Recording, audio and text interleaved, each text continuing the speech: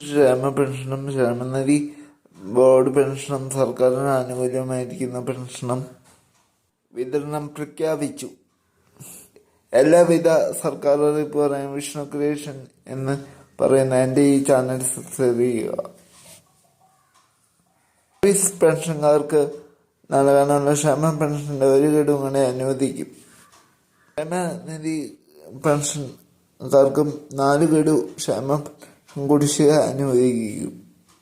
പുതിയ സാമ്പത്തിക വർഷം വരാൻ പോകുന്ന സാഹചര്യത്തിനും വരാൻ പോകുന്ന ബജറ്റ് മുന്നിൽ കണ്ടുകൊണ്ടും കുടിശ്ശികയായിരിക്കുന്ന തുകയും മറ്റ് ആനുകൂല്യങ്ങളും വിതരണം ചെയ്യാൻ വേണ്ടിയിട്ട് കുടിശ്ശിക വായ്പ എടുക്കാൻ അനുവദിക്കണം എന്ന് കേന്ദ്ര സർക്കാരോട് കേരള സർക്കാർ ആവശ്യപ്പെട്ടു. ഇതിന് പിന്നാലെയാണ് സർക്കാർ കുടിശ്ശികയായിരിക്കുന്ന ക്ഷേമ പെൻഷൻ പ്രഖ്യാപിച്ചത്. ഡിസംബർ മാസത്തിലെ അവസാന ഘട്ടത്തിൽ 2025 ജനുവരി മാസത്തിലെ ആദ്യഘട്ടത്തിലെ വിതരണം ആണ് സംസ്ഥാനത്ത് ആരംഭിക്കുന്നത്. പെൻഷൻ വിതരണം ആരംഭിക്കുന്ന സാഹചര്യത്തിൽ വിവിധ സ്കീമിലായി വിവിധ പെൻഷനുകൾ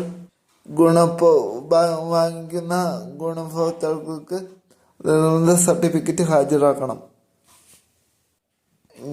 ജനുവരി മാസത്തിലെ ക്ഷേമ പെൻഷൻ വിതരണത്തിനായി 850 കോടി രൂപ അനുവദിക്കുമെന്ന് ധനമന്ത്രി നേരത്തെ അറിയിച്ചിരിക്കുന്നതാണ്.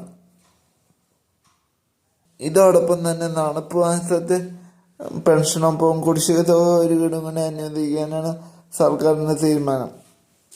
ജനുവരി മുതൽ മാർച്ച് മാസം വരെയുള്ള പെൻഷൻ തുകയുടെ ഒപ്പം ഈ തുക വിതരണം ചെയ്യും. ബാക്കി തുകയിൽ 2 മാസത്തെ കുടിശ്ശിക തുക അടുത്ത ഏപ്രിൽ മാസം തുടങ്ങുമ്പോൾ തന്നെ വിതരണം ചെയ്യുമെന്ന്, അതുവരെ മാസത്തെ തുക മുടങ്ങാതെ ലഭിക്കുമെന്ന് മന്ത്രിസഭ അറിയിച്ചു. ഇത്രയുമാണ് ഈ വീഡിയോ പറയാനുള്ളത്. എല്ലാവരും ചാനൽ സബ്സ്ക്രൈബ് ചെയ്യുക, സപ്പോർട്ട് ചെയ്യുക. കൂടുതൽ ആൾക്കാരിലേക്ക് ഈ അറിവുകൾ ഷെയർ ചെയ്യുക.